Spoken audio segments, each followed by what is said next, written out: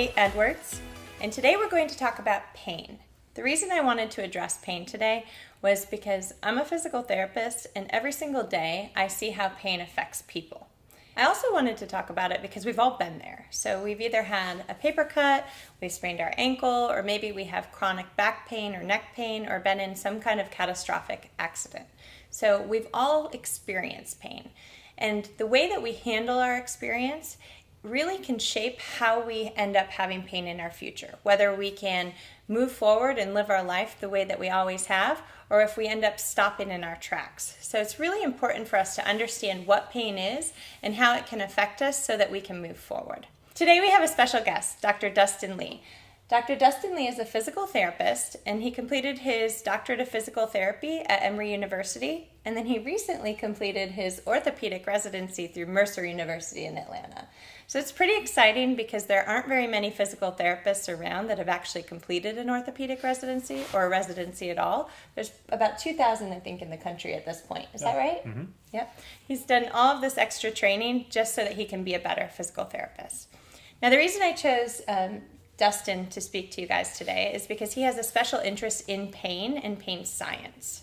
So we're just going to delve into what pain is. Sure. So that everyone can have a basic understanding what it is, what it happens in the brain, what happens in the body. Sure. Okay? So maybe you could start telling us a little bit about what happens when we have pain. So, pain itself, and just by definition, it's an emotional and sensory, unpleasant emotional or sensory experience. And it's associated with either potential or actual tissue damage. So when we have, for instance, a simple injury of the body, you take a paper cut or maybe a ankle sprain, for instance. What happens in the body is that we have this immediate response where there is this immediate onset of tissue injury, or maybe not tissue injury, but tissue stress that triggers a cascade of events within the body itself. So the tissue undergoes a stress, and the nerves say, hey, there's something going on here. So what happens then is that signal is sent up to the brain, and the brain has to interpret this message and say, okay, is this something I've experienced before? Is this something that is dangerous? If so, then typically we respond by having this painful stimulus. And the pain is actually a great way of warning our body and saying, hey, there's something going on here. We should probably not put weight through this ankle that has now been sprained, or the tissues are loaded too much. And so let's take some weight off of it. Let's put some weight on the other leg. Let's have pain there to tell you, let's let this rest and recover. And that's the fairly typical response of pain. It's normal. It happens in almost every injury, and you can think of about a variety of experiences where you maybe have been hammering a nail into a piece of wood and smacked your thumb. A simple thing like that causes pain because there's a slight amount of tissue damage there. It's not threatening, but the stimulus is threatening enough to make you think, okay, I shouldn't use that thumb right now because maybe there's a little bit of injury in there. Right. No, I think that's actually a great explanation. And I like how you mentioned that pain is an experience, that it's not just physical, it's emotional. It has to do with everything. So when someone has an injury, what kind of effect will the context have on it? Sure. So it really depends on the environment that they're in and what their beliefs are about the injury, and also the attitude that they adapt about the injury. So when you look at pain and you have an instance, let's go back to our ankle sprain type of analogy here, and this applies to everything: back pain, neck pain, anything that seems serious. So if you're having an ankle sprain, you're an athlete, right? Okay. So you're on the field and you're playing a sport, and you roll your ankle and have a minor degree ankle sprain. Which would mean what? Just for people who don't know. Sure. Yeah. So it's if you think about the ligaments of the ankle, a lower degree ankle sprain would be more along the lines of just kind of stressing the ligament. No real full tear. It's just maybe a minor partial tear of the ligament. Very, very low grade. Good. And there might be a little bit of swelling. Sure. Probably not any bruising. Right. Exactly. Right? Okay. So even during the game, you may continue to play, because you are the 11th man on the team. You're playing soccer, and it's now the 90th minute. It's 0-0, and you got to go score a goal. So the pain's not going to allow you to stop playing. You're going to play through the pain because it's not a threatening stimulus to you. Your context, your environment the situation is letting you actually regulate your pain and say, look, this pain isn't as severe as it possibly can be. Now, on the other hand, if you are, at work, for instance, and you are a manual laborer, or you spend a lot of time working on hands and knees, or you do a lot of bending over and lifting heavy materials, and all of a sudden you bend over and you hear this immense pop in your back. It could be a variety of conditions. It could be the joint space opening up, which is normal movement. It could be, just a kind of a creak and ache of the body as we age. Right. The normal experiences that we go through. But sometimes it could be tissue that is becoming a little bit irritated or stressed too much. Mm-hmm. But you've never experienced this before. It's the first time you've ever experienced any pop like this. There's an immediate onset of pain. And the first thing that goes to your mind is all of the lifting educational seminars you went through said, don't lift like this or you will hurt your back. That's right. Sure enough, now you're thinking the worst case scenario because you know about disc herniations, you know about the severity of those, and say, oh man, I must have some type of really big disc herniation in my back. I heard a pop, I had this immense pain, and now I can't move, and it's scary because every movement I have is now terrifying. Right. Your coworkers around you are all saying, oh my gosh, are you okay? Stay still, stay still, stay still. Let's get you off to the ER, make sure everything's okay. So now your environment, whether that's the people around you saying, oh my gosh, that's terrible, or you thinking about the pain and saying, wow, this is pretty serious, now I'm kind of terrified. Or your emotional response to say, like, oh no, I can't work anymore. I'm the breadwinner of my family, and now I can't provide an income.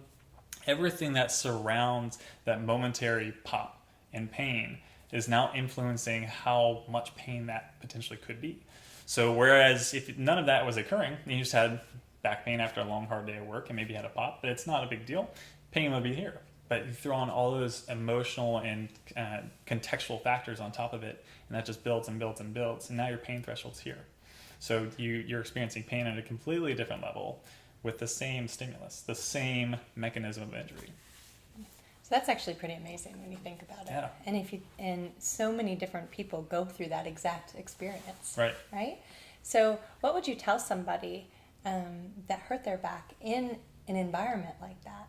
So say somebody was in that environment and they thought, oh gosh, I might lose my job now, or I can't bring home any money because I've hurt my back. What would you tell them to help them with that experience? Right. So it all depends on the injury at hand. There are serious injuries and there are not as serious injuries.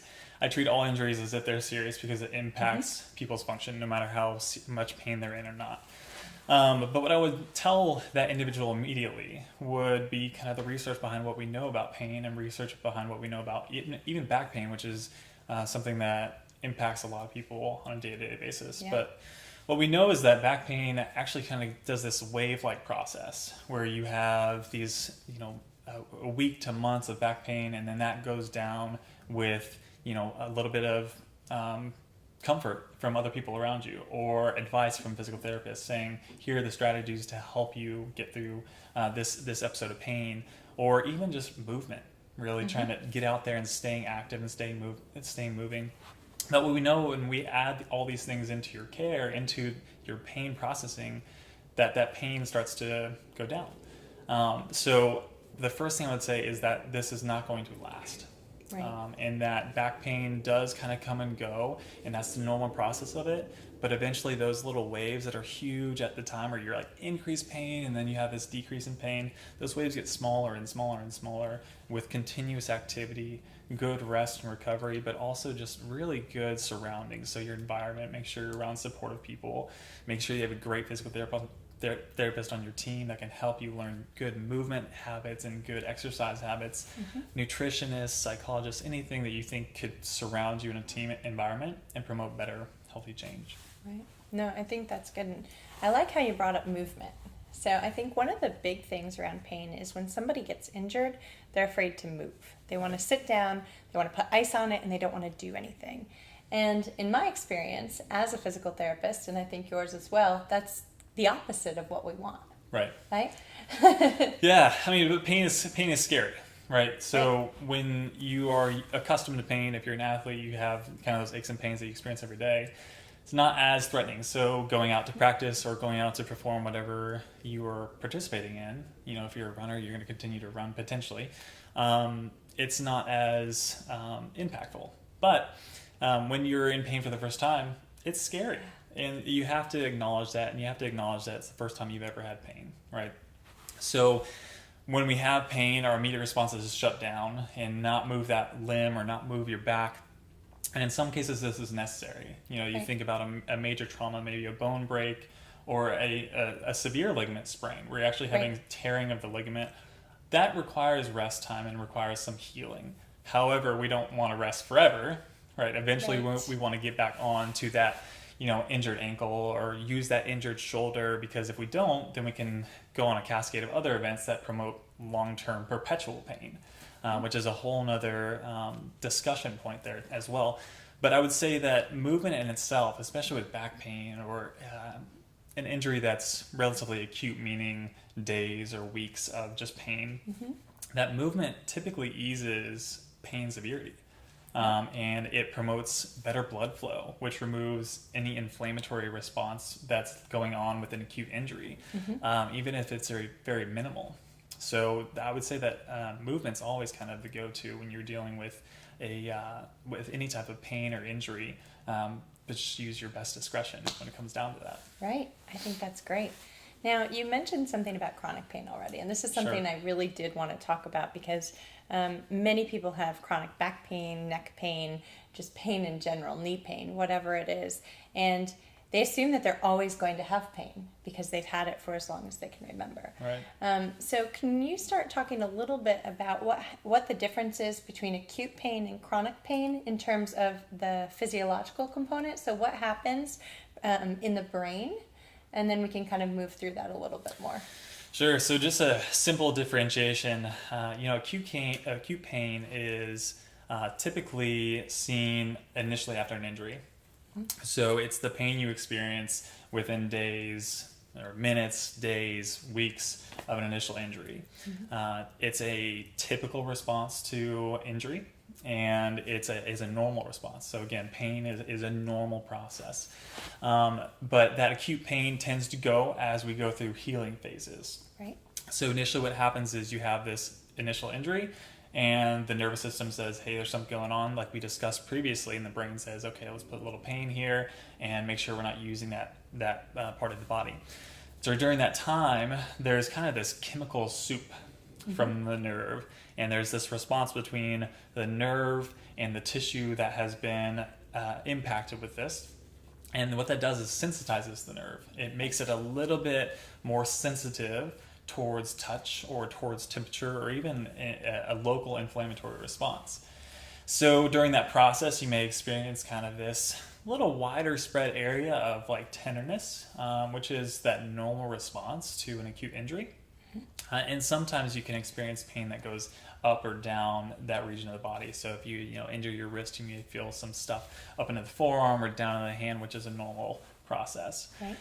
Now, you have the opposite. So when you have normal tissue healing, that tends to go, right? So you have a reduction in pain and improvement in tissue healing, and then you can go on with your daily function. But when we get into this process of what people know as chronic pain, which is actually now being termed as more perpetual pain or prolonged pain, if you will. What is happening there is that chemical soup that we talked about initially with acute injury is now kind of prolonged. You've got that long-term kind of chemical makeup at the site of injury, which is, again, sensitizing that nerve, right? And that nerve goes back to the spinal cord in the back and starts to kind of dump that chemical makeup into the spinal cord. So now you have what's known as kind of a central processing error, if you will, where there is adaptation in the cells and the nerves of the spine, the spinal cord, and now you're getting kind of this sensitization where the central nervous system, the spinal cord and the brain, is now more sensitized. It's at a lower threshold towards any type of stimulus. So even though your tissues may be healed, going back to that ligament sprain, even though that ligament may be healed or the muscles around it may be healed, your thoughts about the pain, your thoughts about the injury, the context that it was in, if it was scary or not, or even if it was the first time you've ever experienced something like this, may actually drive what is called central sensitization or a chronic type of pain or perpetual pain. Yeah. So now you have this decreased threshold of pain in your spinal cord, and your thoughts that are playing into this are also driving these different chemical processes from the nerves. And so what you used to have from the brain down to that tissue was what I call, and what a lot of physical therapists call, pain inhibition, meaning pain reduction coming from the higher centers of the brain and the spinal cord. And with long-term pain, that pain inhibition system is now not able to function as well. Right.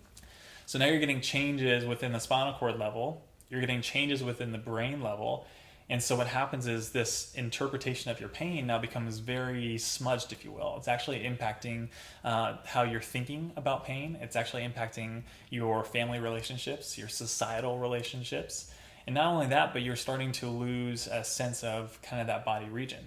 And so you get this, what's called cortical smudging. So you just think cortical meaning brain, and smudging meaning almost a blurring. And our body representation within our brain becomes a little bit blurred. So your site of injury now is less recognized, and you're not actually putting any movement into that foot or ankle or the wrist or hand or whatever the original injury is at. You're not able to recognize that as much. So you're likely to disuse that site of injury and further facilitate this abnormal processing of pain. Mm-hmm. So really that, chronic pain is really, it's a abnormal processing of a normal response to injury. And it's prolonged and it's frustrating. But good news is, with the appropriate education and the appropriate reintegration into society and a great team on your side, whether that's the medical side or even rehabilitative stuff with physical therapy, there are great advances in science and technology and also what we know about pain that will allow us to actually reduce the amount of pain you have just by changing what you think about it. Yeah. Because even though there's no tissue injury, now you have the chance to actually believe that your pain is getting better, which it can. That's great. And I think that you're absolutely right, is that there is a point where the tissue is healed. Right. Okay. And I think that that's what people don't understand, is that when people have an injury, there is tissue damage, and at some point it has to heal. But then the changes that are actually occurring that are driving that pain signal are occurring through the spinal cord, occurring through the brain, occurring through the nervous system. Right. So when I often have patients come in that'll say, well, nobody believes me that I have pain because Sure. they can't find anything wrong with me. Right. Right? So what would you say to a patient like that? That's tough. Yeah. I get that line a lot, especially when we talk about these abnormal processes of pain. Right. I get that fine line of, am I crazy or not? Right. And the answer is always, no, you're not crazy. Exactly. Anytime someone says that they're in pain, I take it at face value, just as you would as well. Right. We take it at face value because it's severe enough to impact their function and severe enough to change who they are around their friends and family. Yep. So even if it's just a minimal amount of pain, it's something that I want to keep in mind. And what people should know is that the brain is 100% responsible for producing pain. That's right. We don't actually have any type of nerve in our body or receptor in our body that's specific to pain. What we do have are these receptors that are better known as nociceptors, which are higher threshold type of receptors. So it means it takes a large stimulus to actually get those guys firing and active. And once they're activated, then what typically tends to happen is that response is sent to the brain. And that's where we go back to the fact of, okay, the brain has to interpret this message and then stimulate the fact that there should be pain there. So that's when you start to experience pain. But there's not one receptor in the body that is specific to pain. There's no pain receptors or pain fibers. They're normal receptors that can be converted to pain. So yes, it is produced in the brain. No, people are not crazy because it's an experience. Remember, it's an unpleasant emotional and sensory experience. That's right. So everyone deals with things differently. And to know that you're not insane, or to know that you're not crazy, that you have this pain, makes a world of a difference. Oh, yeah. Because it gives you a better understanding of, hey, there's actually something going on here that I can treat and that I can get help with. And so you just got to find the right people that know more about the pain and know more about how to help than just being sent off and say, best of luck with you. I don't know what's wrong because there's nothing wrong with your tissues.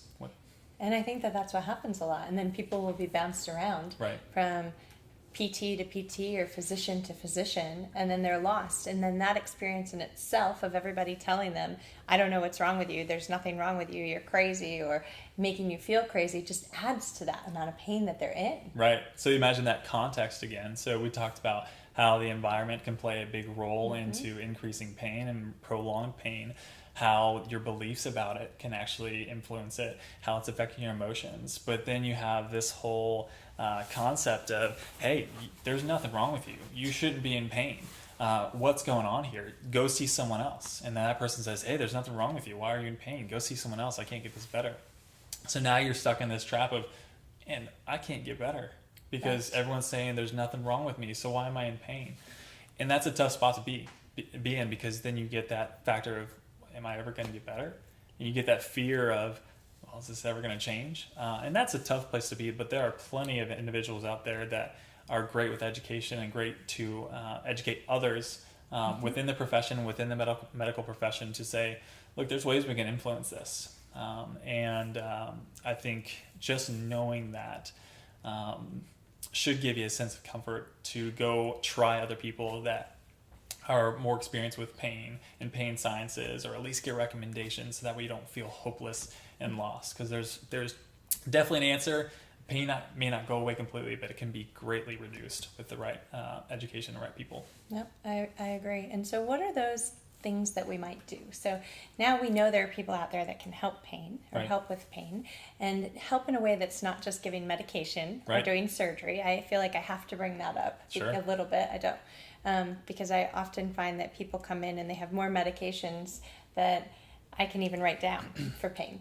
And that's not always necessary. Sure. So what are the other things that can be done? Like, what would you give somebody, say, that had chronic back pain? Right. That's a good question. There are a lot of things. That's a big umbrella. I know. And I think the first thing, just to kind of highlight what you said about medications, I think there's a time and a place for it. Agreed. And just like you would think as well, I think sometimes people are overly medically managed and not given the chance to explore other alternatives. I think that medications could be weaned as time goes on, as you are building up your rehabilitative care. And that teamwork between the physician, between the physical therapist, between whoever else you have in your team is really critical, because if one person's pulling too much in one direction and the others are going the opposite direction, nothing's going to get done. So having that communication between the patient and whoever's surrounding them, or the person whoever's surrounding them, is important. So I just wanted to throw that out there. But as far as treatment from my end, especially talking about low back pain, there's a couple of things that come to mind right off the bat. And the first thing is just normalize movement. So, if you're bending down to pick something up and you've had this pain for a long, long, long time, but you're really just thinking about how much pain you could be in by doing this, then gradually work into that movement. Right. And make it a movement that's not scary anymore. So you don't have to do the full movement right away, but to gradually work into that movement in a slow, controlled process where you're confident that you can begin to move and confident that you can be able to do these different functions of daily living. That's one step, just to reintegrate and normalize your daily process. Good. Another thing that you can keep track of is, like we talked about before, just movement in general. So if you've got low back pain and it's something that you feel like you can manage, then go out and walk.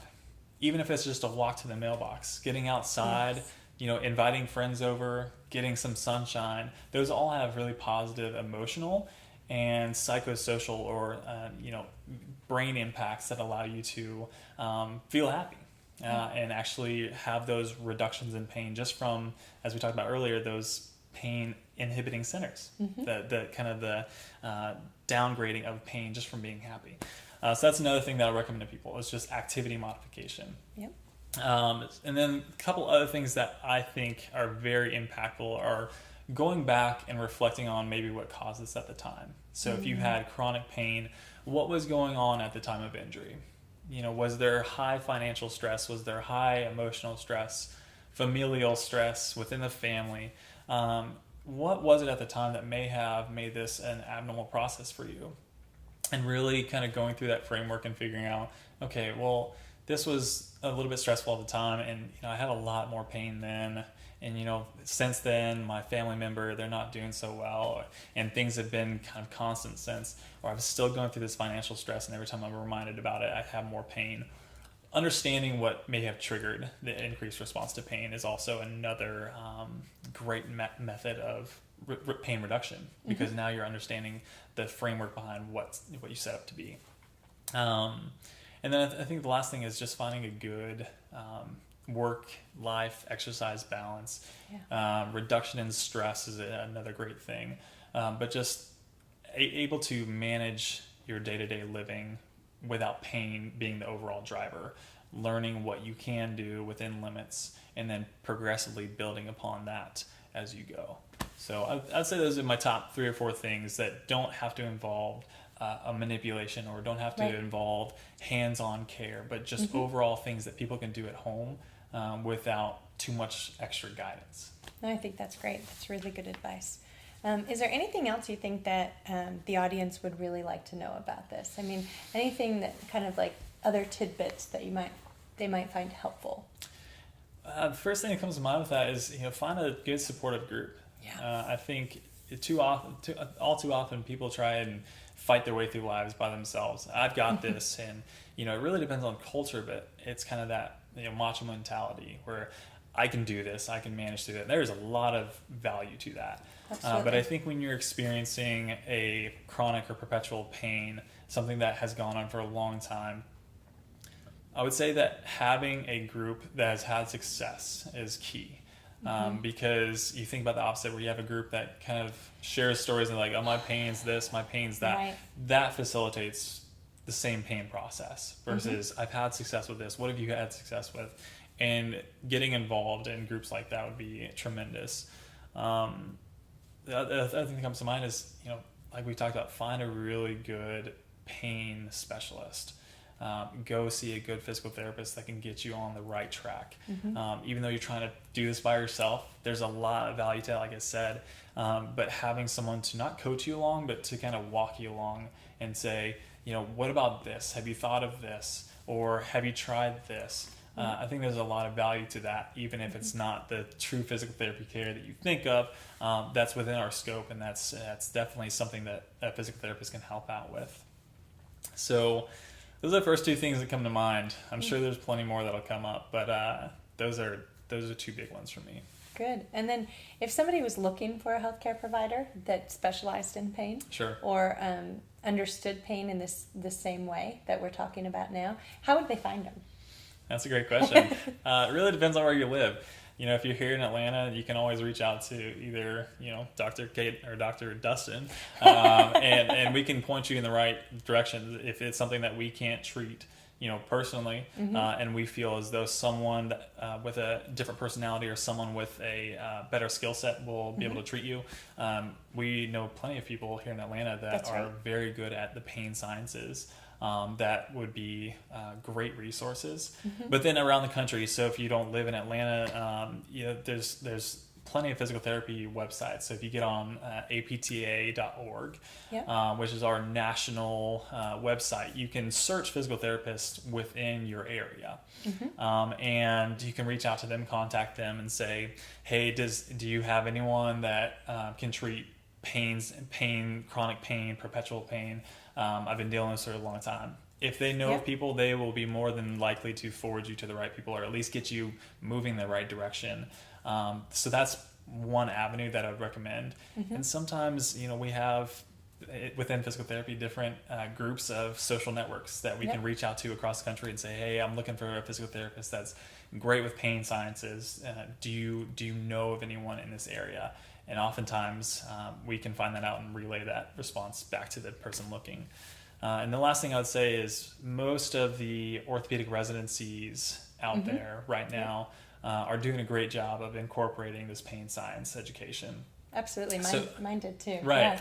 So finding a physical therapist that is OCS trained, which means orthopedic certification, or orthopedic certified specialist, that would be a good option as well. So if you're looking at credentials, noticing what's on the end of their last name, most of us are going to be PT, DPT. There's a lot of masters of PT out there, but find someone that has good experience with orthopedic care and pain signs.